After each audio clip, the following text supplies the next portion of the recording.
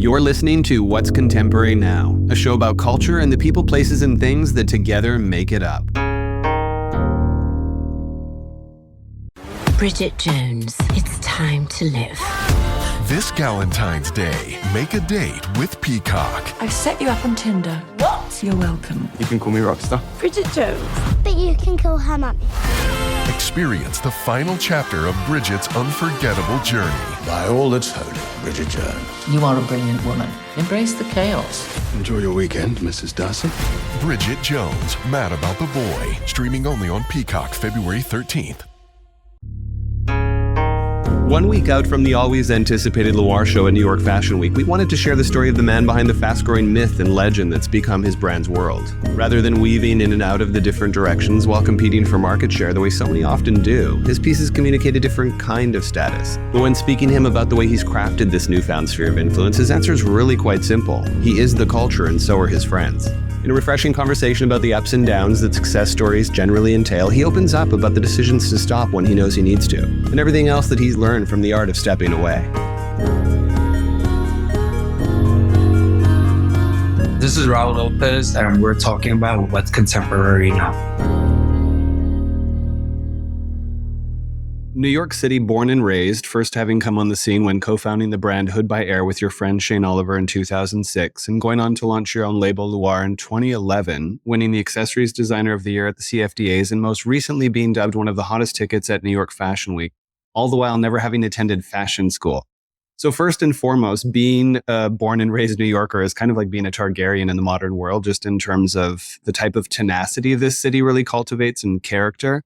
But going into this episode, we're obviously going to talk about things like culture, and I wanted to start with the cultural heritage one inherits as a New York native of Dominican descent and how that's kind of shaped you.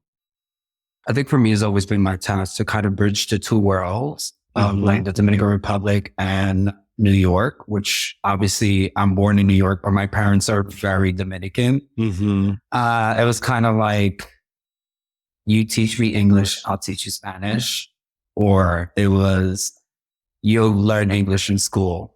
For me, it's always been this thing where, I don't know if it's because of my family, but I've been really obsessed with Dominican culture and why we behave the way we behave, why we dress the way we dress, why are we so like infatuated with being Dominican, and like, why do we love it so much? Even with my collection, I kind of go to the Dominican Republic to get that, I don't know, that aha moment of like, okay, this is it. This is what I want to do with my show. My process usually takes me going there. Every season? Every season. Oh, wow. Okay. For years. When I left HBA, I moved to the Dominican Republic. And I was like, kind of like on unemployment. I was like, I'm going to move to DR and like, you know, actually work with tailors and like really experience my culture and not just as like a Dominican diaspora boy. Like I wanted to like really immerse myself in the world apart from just going on vacation for like a month or two. I always tell my friends I'm doing Dominican behavioral studies for 13 years now. I'm in my anthropology era, just kind of like injecting the two worlds into one and hybriding both and letting people kind of experience me through my shows and what I kind of represent. You have such a rich story just in terms of what you've shared about your upbringing. And one of the key things that you've spoken to is, of course, the strong female figures in your life. 100%. I think like the women in my life were definitely some of the biggest inspo. My mom always said, the man is the head of the house and the woman is the neck, and you move them wherever you want, you know? That's kind of like, even with the brand and myself, you know, that's how I kind of move and like sway through the universe in my weird way. But I think even my dad being a construction worker and like having his own construction company, like that also kind of taught me how to construct and deconstruct things. And that's also what is an element of my DNA in the way I dress, the way I carry myself. I love to deconstruct society in my own weird way of like thinking, how do I shift the narrative? This thing of not fitting in. And I think the cultural aspect of growing up in Brooklyn and not being able to even fit in there when I was coming up, I was too flamboyant. I was too like Latino or like, I was very cha-cha. Were you not allowed to watch fashion TV because it was gay? Wasn't that a thing? Yeah, I mean, it was that era. I mean, in the beginning, it was a thing. Yeah. Back then, I thought it was like messed up. And I think now looking back at it, that kind of helped me propel myself to get where I'm at and like really hustle and like teach myself this art. I seen it at home, but then seeing it in this level was a different way. Like seeing a LUAR show on TV, you're like, whoa, what the hell is this? This is crazy. I'm like blown away. And then it was like, boom, I had to turn it off. Yeah. Well, your grandma was also quite religious, right? And you have that beautiful altar in your family home that you go to apparently before each show. What role did religion play for you growing up, and what role does it play for you now? I think for me, obviously I love what they wear. All the draping, the looks, it's borderline drag.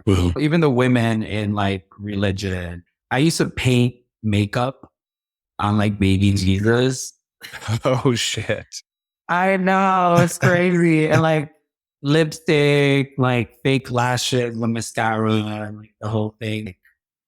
I could have played with dolls. This was like a doll that I could catch and like play with, which now I'm like, ugh.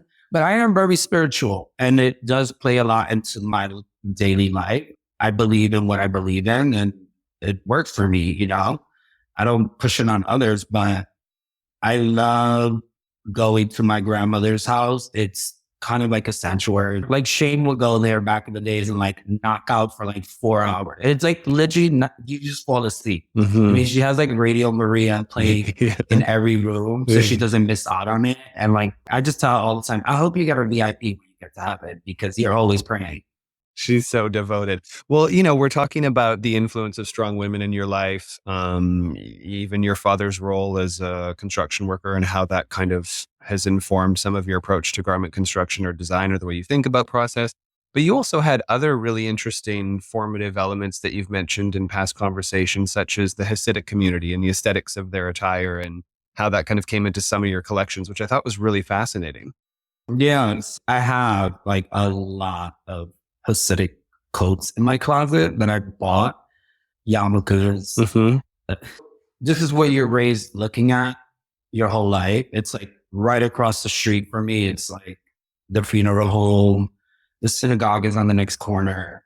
But then it's like you have this like sartorial like man just walking by you and this look in an era where it's like all you see is like crackheads and like it looks like a dump. And then you see this like suit just walk by you, this beautiful jacket and these like socks up to the knees and like the dress shoe, which is very LUAR, And then I started imitating that.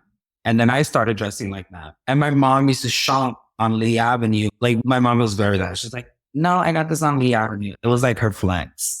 She would dress us all alike and get our uniforms on Lee Avenue. But yeah, and then my dad did business with them. They would come to my house. So it was like something that was very familiar to me. Kind of like how my aunts and my uncles and everybody also was an inspo with the way they dressed, the gaudiness, like the beautiful suiting and the sequins and the shoulders and the makeup and the hair. All of it kind of like really just makes the world that I kind of live in and just, I don't know. It's funny because I never thought about it like that till right now, where I'm just like, oh my God, like I actually do just entwine everything that I seen growing up. And I started dressing like Hasidic women. That was like it was like the pleated skirt to my knees, the opaque stockings. Then I would have like a sock and then like running shoes and then like a cardigan and a turban. And pearls, right? I feel like I heard you talk about pearls. Yeah. It was a thing. I don't know. I just became really obsessed with it. And I was just like, well, I'm going to start giving this look because I'm kind of living for it. And no one's giving it but them. I'm like, let me shake it up and do this downtown and gag the girls, Well, even with New York City, when you talk about its own evolution in the context of culture, and you have people who were fortunate enough to have lived through what are sometimes said to be more interesting times, often you'll hear about the sex workers and their prominence in the streets. And something I also really enjoyed listening to you talk about was how you were sort of in awe of their attire. You know, someone would say, oh, they look trashy, and you thought they looked incredible. And I wasn't sure if that was like post your discovery of Christopher Street or when that was in your life, because obviously the city's changed in so many pockets, including Williamsburg. But I think it was more my neighborhood. That's where it all started. I mean, I didn't discover Christopher until I was in 19, but growing up, we were not allowed to go on Kent Avenue. It was like Domino's Sugar was still functioning, and all the factories that were on Kent Avenue, we weren't allowed to go down there because they didn't want us to see all the sex workers on the strip waiting for them to come out with their checks. Literally 3 p.m. they were already there, like full of, it was like leather jacket with the tassels, like a one-piece bodysuit, thigh highs, like the typical stereotype of that era with the long pocketbook, the hair. I mean, it was just like Glad was on. One of the things that you've also spoke to is the reason behind the choosing of your name and how it was sort of ambiguous culturally and, you know, kind of hid the Latino aspect of your background. And for you, that was an opportunity to get a shoe in before being prejudged or whatever it might be. So how has your relationship to that way of thinking evolved over time? Obviously, you've achieved a great deal of success. I mean, I think once I kind of got my foot in the door when I started doing the brand, I was just designing stuff and just posting it on Facebook. And maybe like 2 seasons in, I was just like, F this. I don't care. This is who I am. I moved to VR. So it was like, just like being immersed in that world and really seeing how spoiled we really are and how ungrateful we are to a lot of things. It really changed my way of thought and my way of seeing the world and the necessity of how I really wanted to really be my true authentic self. And I really wanted to be Raul, like not LUAR. My identity and who I am is exactly who my brand is. I'm pretty sure if I was blonde with blue eyes, I can probably get an easier foot in the door.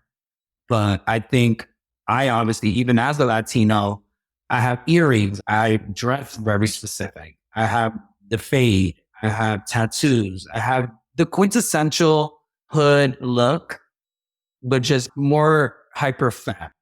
Something you said about the brand when asked to describe it in 3 words, I thought was a really interesting answer, and that was for the culture. So what did you mean by that? I mean, I think my brand is a physical representation of who I am.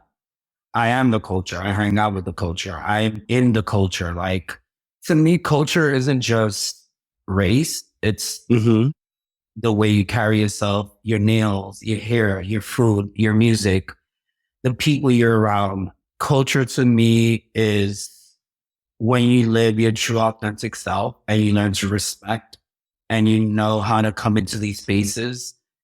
I always say, keep it cute and keep it mute. It's always been my thing. It's like, if you don't have anything good to say, then don't say it, you know, which was also taught to me in Christopher Street because they would tell me that all the time. I was new and they would be like, just keep it cute, keep it mute, girl. But I think that kind of really poured into my way of thinking of culture and how I carry myself and what and who I want to surround myself around. You know, you come into the LUAR world, you got it all. I like to make things and make people feel comfortable enough to feel confident. I feel like you've spoken that way about the now incredibly famous Anna bag. Obviously, there were direct influences inspired by the era of your grandmother in the case of the handle, and of course, your mother and grandmother's names. But can we talk a little bit about the sort of intention behind that bag? Because I feel like a lot of what you're saying has been said in relation to that. 100%. I think that is the cultural aspect, was creating this cultural heirloom, which can be handed down from generation to generation, but also share a story of immigrants and people who have similar upbringings. And it can be Black, it can be white, it can be Latino, it can be Asian, it could be anything. Like, there's so many different ghettos. And I think people just kind of want to box us in. There's European ghettos, there's African ghettos, there's Asian ghettos, there's ghettos everywhere.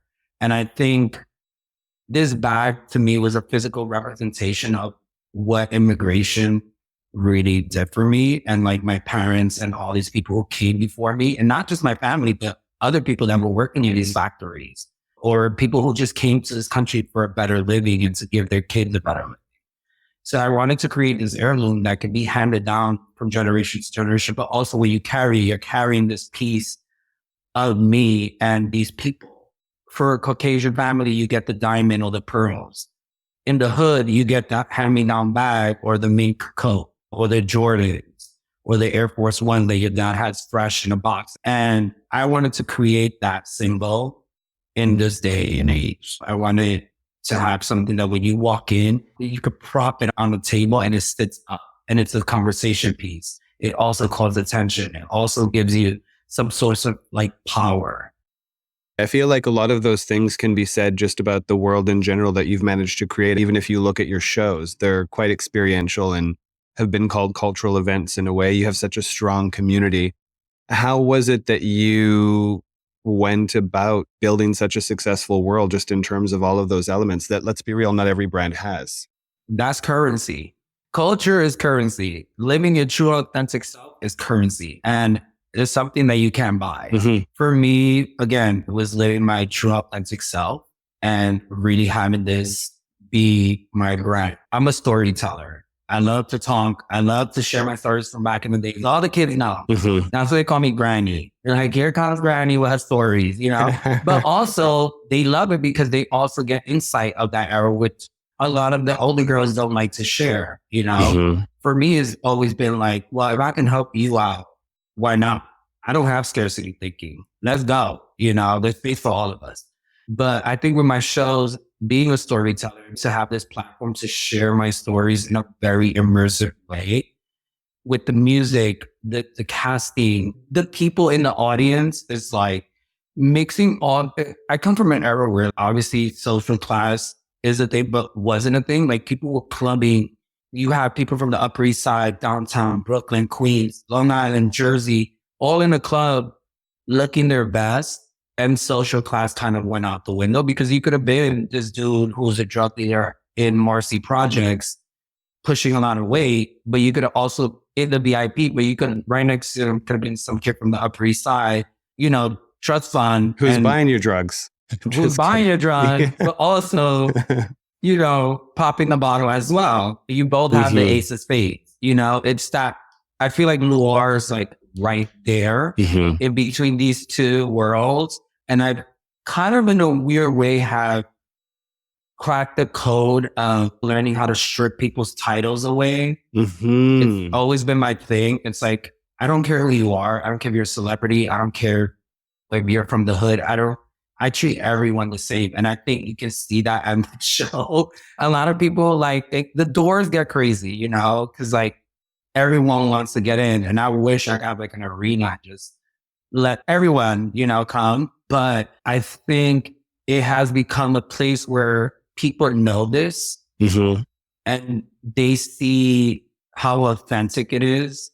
I mean, I walk out and you got dudes, rappers, girls, guys, like people are like crying. It's insane to see these huge figures just literally tell me, you don't know what I'm getting goosebumps. You don't know what you're doing and you'll figure it out because you think you know. But what you're going to know in a couple of years, this is one of the most iconic things that are happening right now. And it's not just the clothes. It's the whole universe you're building. You're going to see it in a couple of years, how important this is that you're doing this right now. Absolutely. You know, the imposter syndrome could come in and the whole thing. And you feel like I never give myself a pat on the back. Like I could win an award and I'm like, okay, keep going, keep going. It's that old school mentality of like, let's go.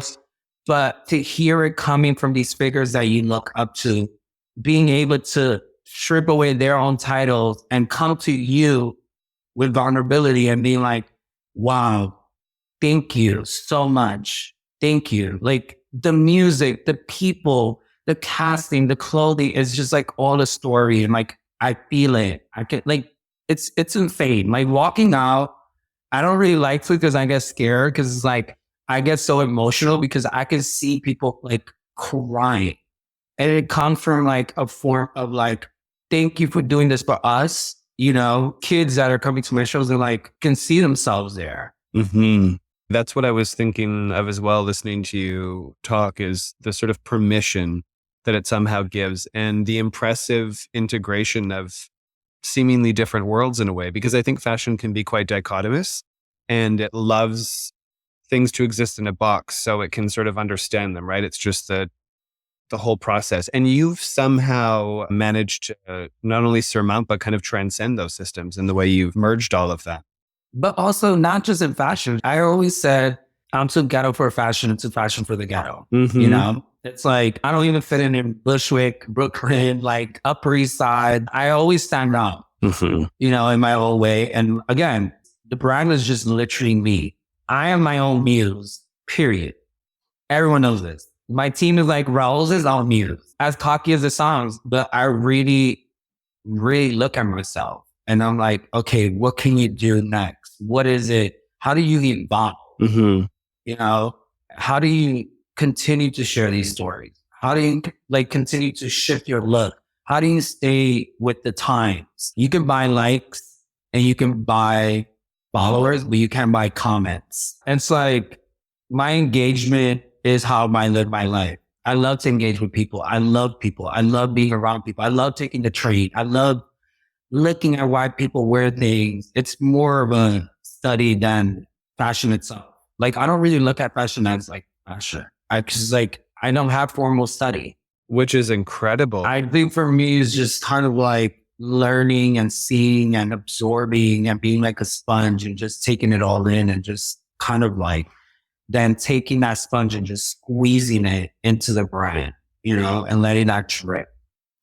I suppose it's self-explanatory because you just explained that you are in fact your own muse despite taking kind of inspiration from the world around you. But even the unisex component of a lot of your collections and your relationship to things like gender, is that all just an extension of your own sort of experience and upbringing? Yeah. I mean, it was like I was saying earlier, I would dress like a Hasidic woman one day and the next day I have on a Yankee fitted and some Jordans and I don't know, a mini skirt and a hoodie and a Chanel pocketbook, or I was just in some cargo pack. Like, I've always been what is now fluid. They used to call me hybrid. I don't know how to not be myself. I guess that's also why you're more comfortable with challenging energy than complimentary attention, right? There's something familiar about the margins. 100%. I always want to be seen. I always want to be looked at, and not for good reasons. Is to let you know I'm in this space.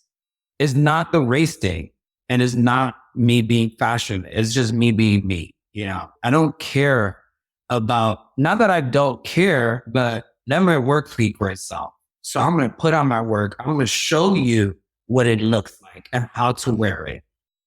I think your decision to have put the brand on pause not once but twice requires a great deal of confidence, regardless of whatever reasons there were for it.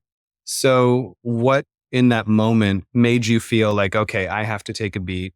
I need to address any burnout that's happening. And how did that time away, each of those moments, change the way you came back to the business and showed up in your role? Yeah, I think, again, the whole hustler mentality and being on the hamster wheel and just not really being educated on, as cliche as it sounds, mental health. I'm old school. My ways are very old school.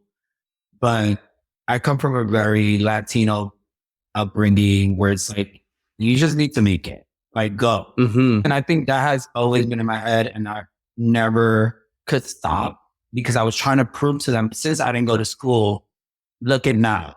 And every time I did it, I was failing because I was just trying to be an artist, trying to just show my friends that I know how to design.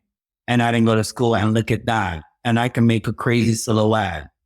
But I think when I sat back and I was seeing myself in the mirror, I was in Japan. I had flown out to Japan to do like this pop-up. And I remember I was kind of going crazy. I did not want to be in the center of Tokyo. So I moved myself to like the Jackson Heights of like Tokyo. No one knew English. I know no Japanese. And I remember being in this like railroad apartment, Airbnb. I was right in front of a railroad. I was like, oh my God, I'm like going crazy. I'm looking at myself in a mirror and I was like, I think I'm depressed. I think I have anxiety. I think I'm going crazy. I look so skinny. You know, I'm Latino. I need some body. So I was seeing myself and the girls like, oh, skinny legend. And, you know, like you look so fat and skinny. And like, they tell you that. You're like, okay, I look fat.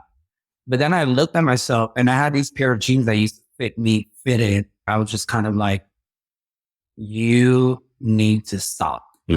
My pants were falling off of me.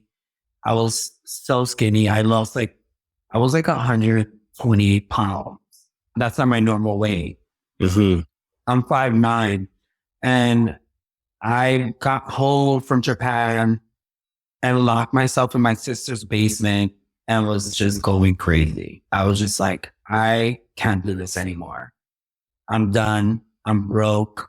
I don't know why I'm trying to prove this to anybody. Like, no one cares. But then as I like started like relaxing and chilling out, and then I went away, and this is like when COVID happened. I went away to the Cayman Islands and I was like, fuck this. Sorry, can I curse? Yeah, of course. I was just like, I'm done. I'm done with this whole industry. I'm done with the no helping. I'm done with the way I look, the way I feel, the way I'm acting. And I just stayed there for like a year, just absorbing the sun, really just kind of giving myself my own time and really loving myself, which I really did it. And I will always be like, girl, snap out of it. Depression's fake. Like, stop being a little white girl. Not trying to say that only happens to white girls, but it's just like, you know, when you come from the hood, mental health isn't a thing. They're just like, let's go. You know, it's not something that is really taught in these areas. And I was just kind of like, okay, this is happening. I know I'm depressed now. I'm really having anxiety. I have all the things I was telling people that are not true. It was happening to me. And then I just started kind of really loving myself. And it's true what they say, if you can't love yourself, how are you going to love somebody else? I was just kind of like, I just want to watch good TV, fun TV, and just not work, not do anything. Let my hair down, just be myself. And I just started eating and living kind of good and just really appreciating my surroundings and everything that I was doing. And then little by little, I was kind of like, I started sketching, and then I kept sketching and kept going. And then my room where I was staying really looked like I was a serial killer. The walls were plastered in like sketches, and my bed and the floor. Like, literally, I remember two of my friends came in, they were like, what the hell is happening, girl? I was like, I'm feeling it again. Like, I'm feeling bad. I haven't felt like this, and I'm feeling really good. And then I just started kind of like doing all this, like dissecting of big brands and seeing what it is that they're doing and I'm not doing. I started figuring out, okay, they do bags, they do belts, they do basics, they do shoes, they do hats, they do eyewear. And I was just like, okay, I know how to do this, but I don't know how to really do this. I do, but I've never done it. So it was a big leap. And I was just like, okay, I need a bag. I need something beautiful. I need something that can live forever. I need to figure out how to do something that is meaningful and it's beautiful. And when you walk in, bitches are like, whoa, okay, this is cute. This is fab. I can dress up. Okay, I got the bag. Now I need eyewear. I got the eyewear. So everything kind of started falling into place. And I was like, okay, I think something's happening. Like now I'm kind of like seeing a different version of myself because now I've taken time to sit back and really evaluate everything that I was doing wrong, which I thought was right. Yeah. And then I did the show. I came back to New York and I was like, okay, I'm ready. The girls have died. Everybody has moved on. COVID's done. I'm ready to come back and just tear it. I was like, bags on everybody. Food, one, I don't care, just throw bags on everywhere. Basic, hoodies, sweatpants. I was like, again, with the whole like Instagram thing and what I was saying about the buying, I was like, I know how to crack these codes. The corporate girl wants to see how you can make money. Basics. And I was like, so this is like my basic party. You know, I'm going to show you guys that I actually am, this plot twist is I'm actually playing you because now you're going to live for me. Because they're going to be like, oh my God, he came back and he's doing it right. I was like, babe, no, I'm showing you I know how to crack this code and watch me build a game now. This is not what you wanted, but now you're going to get it. Because y'all were pushing me so hard to do this. And now that I learned and I figured it out, now you're over it. But with that, because again, it's such an interesting pendulum swing as far as your relationship to the audience and even success itself. Obviously, you've hit all the marks that you've just described. And that's certainly something that's gained traction around the brand beyond just these incredible shows and media cycles of Fashion Week. But how has that informed the way you see the brand in the future, just in terms of, okay, you've cracked the business aspect, because obviously everybody's focused on the actual creation of product when it comes to learning how to design fashion. But you've mentioned before that the kind of business acumen is rarely included in training programs. So now that you've cracked those two codes, you've certainly had the accolade of, public celebration in terms of your accomplishments. What are you seeing as you look to the future for the brand and what will come out of LUAR? I am very superstitious and I am very religious and hocus pocus about things where I'm just like, I don't want to say this because it's going to block something that could come later. But I think with me and the brand itself, the brand is just kind of a platform to start other things, not just for me, but for other people. I want this to be a legacy. I want this to be, I don't know. I feel like from the very beginning of my career, I always thought of my design as like a catalyst of change, which could inspire people to embrace their truth. I love that. Self-expression. Growing up as like a first-gen like gay Dominican boy in New York, I never saw myself like represented. So it's always been my dream to kind of create this like legacy, which dismantles the status quo, I guess. Well, you're certainly living that dream. And before we ask the last and final question, having had the gall to take the break that was much needed and wrapping your head around things like mental health and understanding the mechanism of burnout, what sort of wisdom have you risen from the ashes with that you can share with the rest of us while we all contemplate what the elusive work-life balance might look like? I just think don't let this hamster wheel eat you up, because it will. You need to really love yourself.